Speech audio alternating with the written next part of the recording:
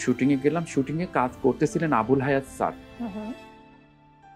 তারপরে তো আবুল হায়াত স্যার যখন ডিরেক্টর, আমি সেটে গেলাম, বললো আর্টিস্ট আসতেছে, আমি বললাম হ্যাঁ। বললো তোমার চোখ লাল কেন, চোখ দিয়ে পানি পড়তেছে কেন? মানে আবুল হায়াত স্যার, আবুল হায়াত স্যার বলতেছে আর ডিরেক্টর বলতেছে, ওখানে প্রডিউসারও ছিল।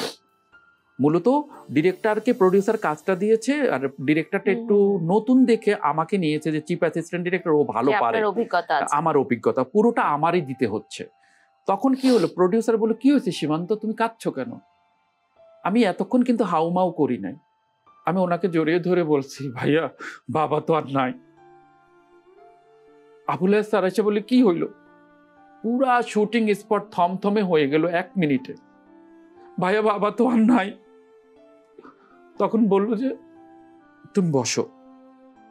আবুল হায়াত স্যার বলল, মানে প্রডিউসারকে বলল যে ওকে বাড়িতে পাঠানোর ব্যবস্থা করা, প্রোডাকশনের গাড়ি দিয়ে যতটুকু আগাতে পারো ও বাড়িতে যাবে, অতটুকু অন্তত প্রোডাকশনের গাড়ি দিয়ে ওকে আগাও।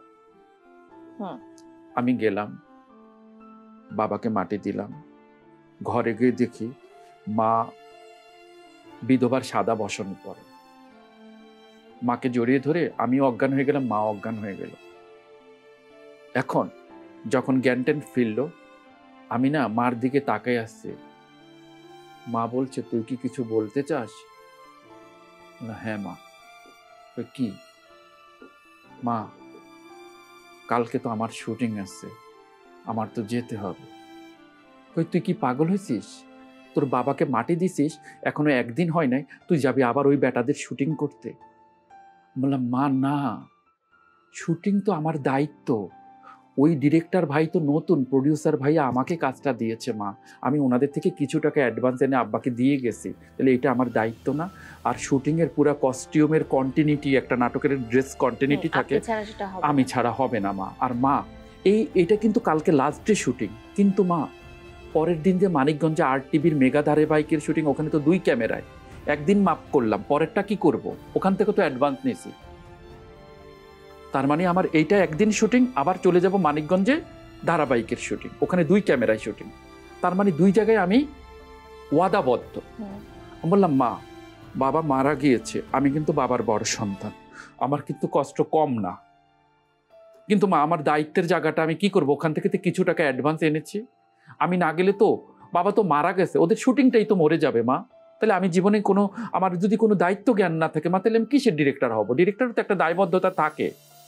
মানে বুকে পাথর নিয়েও আপনাকে এখন শুটিং হাউসে গিয়ে হাসি মুখে কাজ করতে হচ্ছে আর কি। আমি ভোরবেলা, মা বলল আজানটা দেখ, আলো ফুটার আগে তুই চলে যা, আমি অনুমতি দিছি, কেউ দেখলে আমাকে ছিছি করবে, তোকে ছিছি করবে, তুই যেহেতু কাজের প্রতি এত শ্রদ্ধা বাবা তুই যা, আমি তোকে বাধা দিব না, কিন্তু কেউ যাতে না দেখে, তুই চলে যা।